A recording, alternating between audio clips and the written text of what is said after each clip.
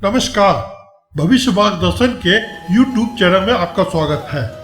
हम सभी जानते हैं कि सूर्य हर राशि में एक एक महीने रहता है। जब सूर्य गुरु की राशि में यानी धनु और मीन राशि में आता है तो यह माह खरमास कहलाता है।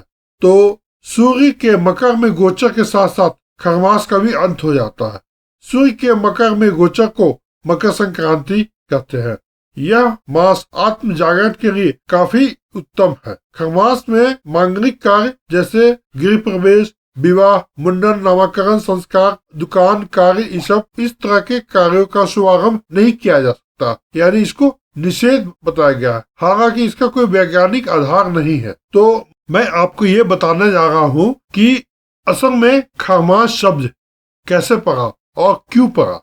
तो इस शब्द के पीछे एक कथा है, यानी खरमास की कथा है। पौराणिक कथाओं के अनुसार सूर्यदेव 7 घोड़ों पर सवार होकर सदा गतिमान रहते हैं। तो यह निरंतर ही ब्रह्मांड का परिक्रमा करते हैं, जिसकी वजह से सारी सृष्टि गतिशील रहती है। और नियम के अनुसार सूर्य एक पल के लिए भी नहीं रुकते। अगर वह रुकेंगे तो सारे जनजीवन में समस्याएं आ जाएंगी और वह गतिहीन हो जाएंगे।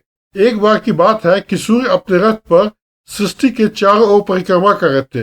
तभी हेमंत ऋतु में उनके घोड़े थक गए और एक तालाब के किनारे पानी पीने के लिए रुक गए। इसलिए सूर्य की गति धीमी हो गई। सूर्य जानते थे कि उनका एक क्षण ठहरना भी संसार के लिए संकट पैदा कर सकता है।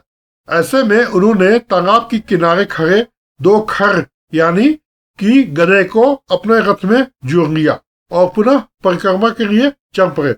गधे की चाल घोड़े की चाल की बराबरी नहीं कर सकता था, जिसकी वजह से सूर्य की गति धीमी हो गई और पूरे 1 माह तक सूर्य देव गधे पर सवार होकर पूरे ब्रह्मांड की परिक्रमा करते रहे।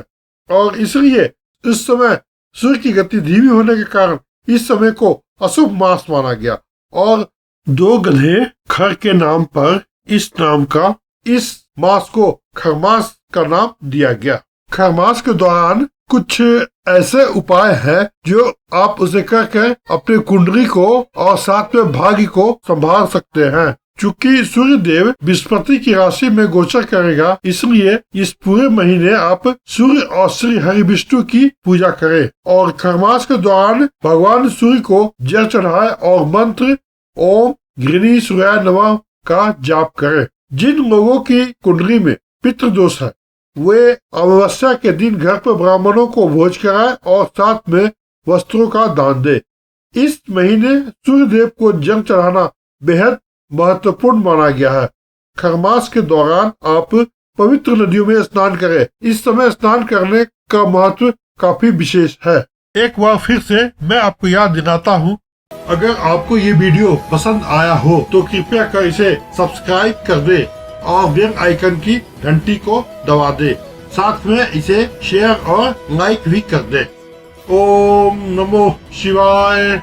अगर आप ज्योतिषीय परामर्श लेना चाहते हैं या वास्तु विजिट करवाना चाहते हैं तो इस नंबर पर संपर्क करें 9667937648 और ईमेल एड्रेस है astrovivekji@gmail.com।